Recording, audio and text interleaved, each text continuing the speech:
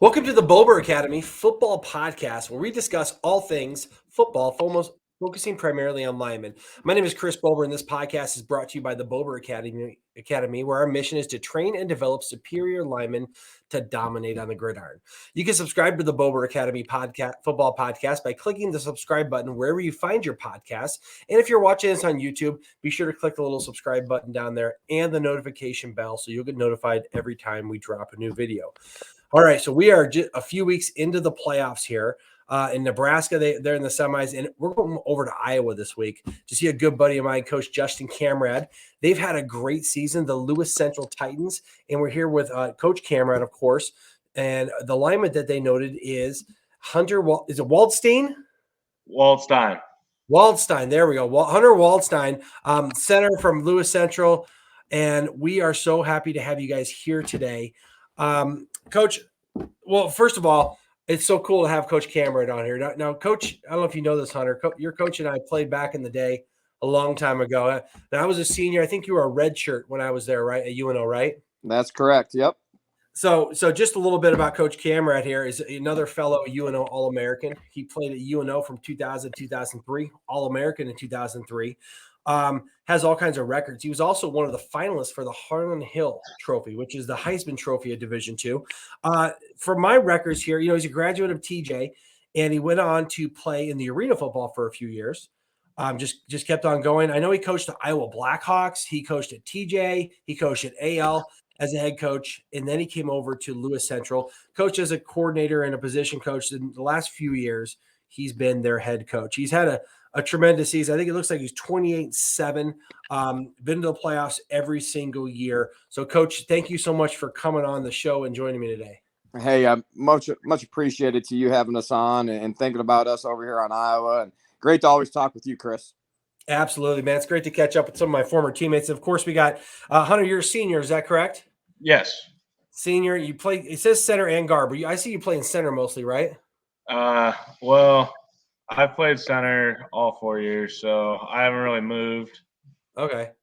That's cool. I played a lot of center too, man. I love it. You're kind of the big toe of the O-line over there at center, and you got to make all the calls. You got to get everyone lined up. That's a big deal for you guys. But all right, Coach, let's jump into this season. Now, by my records, and it looks like that you guys had a great year last year, right? You were 8-2, and then you guys lost to Harlan in the playoffs. Is that correct? That's correct. Yep. Okay. So tell me about the playoff loss, right? And it's always so hard to see your season come to an end when you're so close to your goal. But what was your message to your team coming off a loss in the playoffs like that? What was your offseason program like, and how determined were these guys to get back to the playoffs?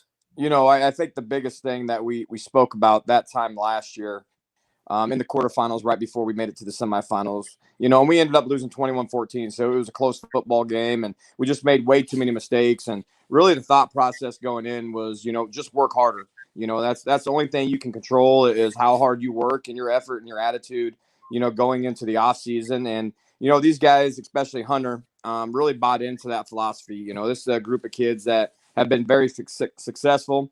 They were trying to make it 3 times in a row to make it back to the semifinals and just came up, a couple possessions short is really what happened. And they just really bought in. It's a great class, senior class. It's really led us. And, throughout the winter, they were determined.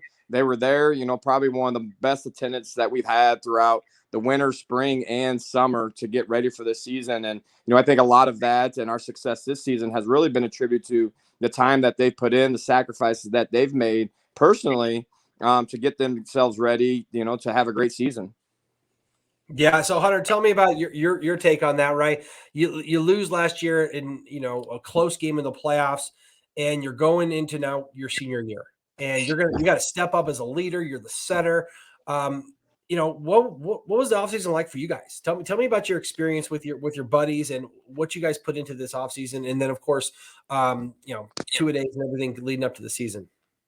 Well, obviously right after the season, so I wrestle heavyweight for our wrestling team. So I was spending, we lifted at 6:30 in the morning every day. And then after school would be straight to wrestling practice. Then after practice, I'd go lift more. And then it was just a constant flow of things all throughout the winter time. We had, I think, 30 plus guys with 90% plus attendance there in the winter time of morning lifting and after school lifting or winter sports. Then in the springtime, I was a track athlete, but I lifted extra on the side there during, after, and before school sometimes. Then leading up into the summertime, we would lift there in the morning every day, and then we'd have football till 11. Afterward, we would go straight to I would go to work afterward, obviously, and then I'd lift again in the afternoon. Towards the later in the summer, though, towards August, it would we would start. We started with camp. Camp's obviously a big part of it. We'd have 3 to 5 hour days. It seemed like every day, just working at it, getting everyone conditioned for the season, instilling discipline throughout. 2 days are the easiest part of the summer, and it's not even close. Everyone hates them. 2 days are the best part. Get an hour break in between a lot of the BS that comes with it, but no, we never had very many people miss throughout the summer or any lifting. We always had a lot of people working, wanting to work, looking at film, different things throughout the winter and springtime. And eventually now the summer, we've had a lot of people buy into leadership. And I think that attributes to wanting to get better and come back better than what we finished last year, because we knew we were cut short last year and we wanted to come back further than what we did. That's awesome. I love that you're doing multiple sports, and I know your coach Kammrad probably encourages that just to increase your athleticism. Wrestling is huge. Track is a big deal, and just so you know, the practice schedule he got that from our old coach, Coach Burns. He loved to practice, loved to put the pads on, loved to practice, and loved to get after it. So I know it worked for us, man. We won a lot of games, and you guys are doing the same thing. So Coach, you lose to Harlan last year. Then as I'm looking at it, you lose to Harlan week 1. Tell me about that. Tell me, I mean, obviously you've rebounded and done really well throughout the season, but tell me what it was like to how'd you keep these guys motivated? Did it like kind of grind their gears and get them more motivated, or what was it like after losing to the same team twice in a row? Yeah, you got to go back to last year as well. So it just has burned and festered. So if you look at our record last year, we were 8-2 last year, and both of our losses last year were to Harlan. So coming into week 1, our kids were ready. They knew what to expect. We knew it was going to be a dogfight. It was just one of those situations. We led by 15 the entire game. We were about 30 seconds away from getting into 4-minute offense and really just milking the clock out. Just had gotten a first down. We're up by 15. We just run a little inside zone, quarterback read, and quarterback decides to, we don't know who, decides to pull it or he doesn't pull it, and the running back thinks he has, and we fumble it. And over the next 4 minutes, they scored 21 points, and we scored 0. And they just, for whatever reason, they just started chucking the ball up and making unbelievable plays, and it sort of caught us off guard. And that was devastating, I think, to our kids, because we were so close. We were 4 minutes away from winning that football game. You're up by 15. You wouldn't think that you would lose that. Just get a couple first downs, grind it out, and it was a motivator for our kids. After that, just knowing how close we could be. We knew Harlan was going to be really good, which they're in the state semifinals this week as well. In a different class, and it just has continued to make us better. We go 2-2 in our non-district. We lose to Indianola in a tough one. Very similar situation. 20 seconds on the clock. We have the ball at the half-yard line. We run a quarterback sneak. We score, but we get called for illegal procedure. And we lose that game in a tough one. And so we've been through the ringer a little bit this year with some tight games, some tight football games, and just really has sharpened us mentally and physically, changed how we coached, changed how we practiced. Just try to install some of that, discipline that we were lacking, because we knew we had some good teams and good players, and our kids felt that way and knew we had a good team. And I think we were just getting ahead of ourselves, that we need to be knocked off that pedestal to really say, you know what, we got to get back to who we are and do things and get back to the sort of the blue collar mentality of we're going to work and we're going to grind it out and we're going to get better week to week. Yeah, well, it looks like the message stuck. Next week, you guys scored 70, and then you came back and beat Indianola in the playoffs later on, right? So Yeah, you guys are on just on Friday. Yeah, that's awesome. So, Hunter, tell me about the course of the season to where you are right now. Tough loss at the beginning, a couple tough losses, and you came back and you've avenged some of those, and you're kind of on a roll right now. Is that the kind of feeling you guys have in the locker room? I'd say we feel pretty good about all of our wins. We take losses really hard, especially our offensive coordinator, Donnie Woods. He really puts it into us. Losing is not what we are here to do. And we really get it. We get after it the week after a loss. We really, and we started working on ourselves instead of. So after our loss to Indianola, we had 2 weeks there where we really could spend time working on ourselves as a team and our fundamentals down to a basic level. And I think we really broke it down to what we needed to do. And you could see it in the following games where we really just outshined and really cleaned up our offense and all around actually throughout. And we've been on a roll ever since that loss there in week 4 when it comes to it. And I think the close games like the winter set where you see our team where we finish, because that's been a big problem we've had in the past, is it seems like we can't finish. And when we finally cross that hump, it feels really good to accomplish putting in the work throughout there. Just last week at Indianola, huge win there. I know I'm biased, but I felt like the O-line carried the offense there, putting the yards down. 4 yards of carry wasn't great, but it got what it needed to do, put scores on the board. So Nice. It's great to see you guys kind of stay refocus after some setbacks, and then you're kind of on a roll. So it's a kind of a matter of, you're on a roll, but you still want to remember that little taste of your mouth, what it's like for those losses as a motivational tool, but that feel good of coming back and avenging some losses. Now, Coach, tell me about your offense. Right now, we played at UNO. We know what we did there. My senior year, we led the nation in rushing. You had several records that you set, Harlan Hill finalist. Looks like on your team, you got a couple quarterbacks. Are you still playing both quarterbacks, or they're kind of even as far as their stats? Or did you lose one and the other one came in? I'm not exactly sure on that one. No. This year we've really just played one this year throughout. So Okay. Just really found the one that was going to give us the best shot, be able to manage it, and we've went with one so far.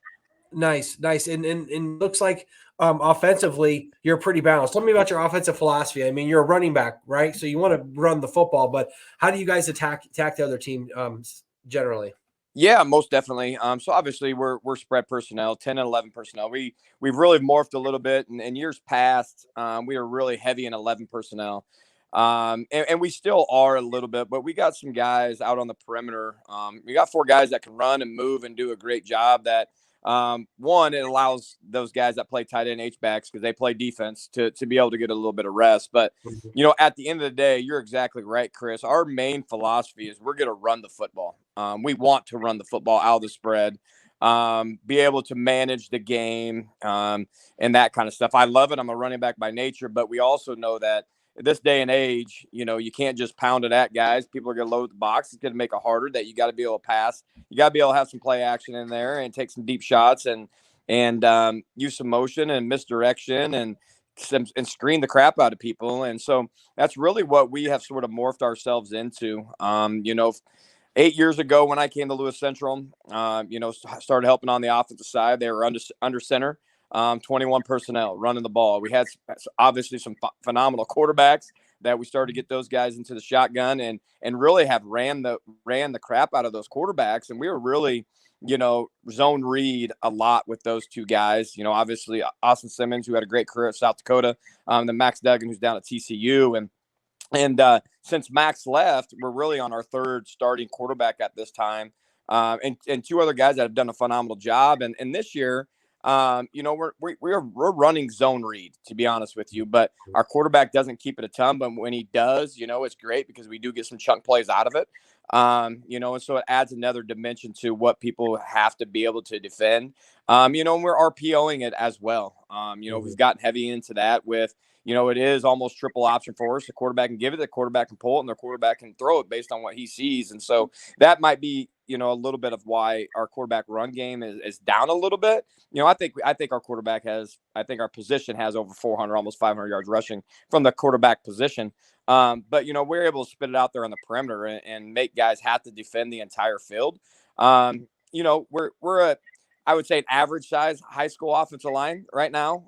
We're not the biggest guy, but I'll tell you what, that, you got to be a little bit nasty. You got to be a little bit aggressive, and you got to play with leverage and technique. And those guys do it. And they do it well. And they understand, that we have to be able to run the football. And like Hunter said, that's sort of what carried us last week. That we were able to rush for over 100, where the time before when we played them, I think we were at 60, but we really controlled the line of scrimmage offensively last week.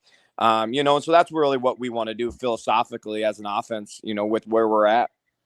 Nice. Sounds like you keep the defense off balance. They don't know what's coming, and you keep going at them. Hunter, tell me about your role in this offense and what it's like to block for these guys. What do you like about it? Tell me about your guys up front and also the guys you're blocking for. Our guys up front, he was being generous with average size offensive line.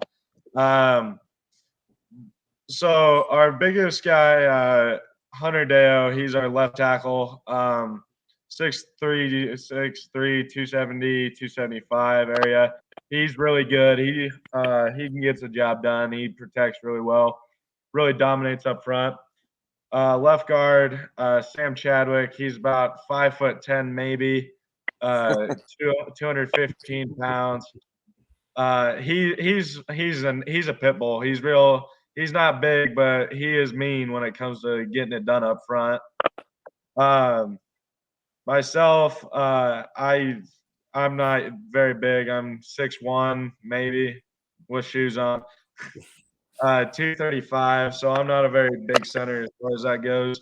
I think Coach Kammrad will be the first one to tell you I'm not exactly nice up front. I get it done, though. With that, my role in the offense expands a little bit. I'm always looking at formations and defensive fronts, linebackers, looking for blitzers, anything that could give Braylon, our quarterback, any issues throughout the night. Blocking schemes, I'm looking for where they're weak at to talk to our offensive coordinator, Donnie, about. He's really good at listening to players about what we think will work and getting it done. But we really get it done. Right guard, Jack Doolittle. He's probably the smallest of the O-line as far as weight. He's 5'11", 200 pounds. He gets mean. He's a real good puller. And right now, I think our biggest standout at offensive line is our right tackle, Parker Matteo. He's 6'2", 6'3", 220 pounds, but he is just outstanding out there at right tackle right now, getting it done, run blocking, pass blocking. And then, of course, both of our tackles are there on the defensive side of the ball, Deo being a D tackle and then Matteo being a DN. But they really just get it done there on the offensive side of the ball and are really essential to the offense. I love it, man. That's awesome. That's a good high school line. He knows all the guys. You got great leadership up there. And again, you don't have to have the biggest. Obviously Deo is a guy. I think he's going to Iowa State, right? Yep. A prospect, but that doesn't mean you can't go out and be really effective as a unit. My best offensive line in the NFL was a bunch of undrafted guys, right? And we just played really well together. So you don't have to be the biggest and best to have the greatest unit. So sounds like you guys are doing an awesome job with that. All right, Coach, let's finish up here a little bit. tell me about what's coming up this week, right? You're going up to the Dome, right? In Iowa, all the semifinals go play at the Dome, right? Is that correct? You told me about that. Tell me That is about this correct. week's game. Yep. And I obviously need to know your game plan. We don't want to give you any secrets, but what are your thoughts going into this game as you try to advance to the championships? Yeah, I think the first thing you look at from our team and where we're at currently is these kids that are seniors, they've been to the semifinals 2 other times before that. And I think sometimes kids get sort of overwhelmed with that excitement of, hey, we arrived, we've made it. And it's more of a celebration than, hey, there's still job to be done and we have to go finish the job. And, you set out at the beginning of the year, everyone says, hey, I want to get to the Unidome. I want to play in the Unidome. I want to win a state championship. And a lot of times that just doesn't happen. But, for our kids, this week, our approach, because they've been there, is, we're not doing some of the stuff we've done before. We want to, there's more to it than just reaching the semifinals. We're 0-2 the 2 times that we've been there. And so, we understand that part of the preparation, the travel for us, and how we're going to manage that. As far as the game, anytime you get to the semifinals, that everybody's good. It doesn't matter who it is. They're going to be able to play football, and they got some good players and be very effective. And, this week we do. Waverly Shell Rock is a really good high school football team. You talk about toughness. You talk about physical. Their front six defensively, extremely talented. Tough kids. Three of those kids, as far as I know, 3 of them, were on their state championship wrestling team last year. So you got guys down in the trenches that know how to hand fight, that know leverage, that know how to play and be tough. So you got to be ready for that. They got a linebacker that, has 6, Division I offers that can run around. He's 6'4", 210. But the good thing for it is, our kids have been in these situations. They've seen kids like that. They've played kids like that, that the situation and the environment's not going to be too big for them. Now it's just a matter of execution and how you get to go out and play. And then for our defensive wise, it's something that we truly haven't seen this year. They're a modified wing team, shotgun team that we don't see all the time. Now in the playoffs, we see a triple option flex bone team, and we've seen some veer teams in the regular season. But these guys aren't true option team. They got 2 really good running backs that do a phenomenal job and they can pass. And so you got to be able to manage the game. You got to be able to win those small battles. The down and distance is going to be critical. Field position with our special teams is going to be critical, and then overall, you got to protect the football. You got to maximize your possessions as much as you can. And, I'm just really excited for this group of kids, to get back to the semifinals, to have this opportunity, and I feel good about it. They've done all the little things that I've asked them to do and our coaches have asked them to do, since day one, and they've bought into what we want to do as a program. They've led our younger kids. They've showed them what it's like. It's just building for our community and for our younger kids. And, can't thank kids enough, especially kids like Hunter, who have been into the program since they were little, playing for the Junior Titans and seeing their brothers play and their family members play. And now they're getting this opportunity to lead us into hopefully the next chapter. That's great. Sounds like you guys have put in the work, and now it's about just showing up and doing what you're coached to do and staying in the moment and winning those individual battles so you can win as a team. Now, Hunter, obviously you're not done yet. You got a big game this week and hopefully another one after that. But tell me about what's next for you. You're gonna wrestle. You're gonna do track. But what are you thinking about after high school? What are you gonna do next? So I actually am enlisted in the United States Marine Corps as a drone operator right now. Awesome. That is cool. I'm looking at NROTC also right now, but right now I'm just enlisted, but we'll find out here sometime in the coming months about the NROTC. That is so cool, man. Well, here's what I'll say, because I say this to a lot of guys on the podcast, right? I was very fortunate. I got to play football for 19 seasons, and it was a tremendous honor to do that. But your high school football season is still one of my favorites. It's so cool, and just go out there and man, I have no doubt, hearing that you're going to go be a Marine, hearing that all the things you're doing. that you're going to give everything you got. But, man, and just enjoy it. Be out there with your boys. Be a leader. Every single play, man, just live it up. Every time you get in that huddle, it's a special, special place. So sounds like you guys are on the right track. Thanks so much for coming on here with me. I love the hunters joining me from looks like a deer shed out there, man. I got deer hunting coming up next week. I'm going to be hanging I'm going to bring a couple deer over there so I can skin them in your shed. Well, actually, this one's the clean one. The deer shed's in the garage in the other building. Nice. I like it. I love it, man. That's a red-blooded American right there. So, hey, guys, best of luck this week. Huge game. I'm really pulling for you guys to have a great game against who is it? Waverly Rock, Waverly Shell Rock, man. I know it's a tough opponent, but it'd be great for you guys to get that victory and make that next step. So I'm gonna be watching for you guys, pulling for you, and thanks so much for coming on here and helping spread some high school football and spread some love for the O-line. Awesome. Appreciate it, Chris. Thank you for having us.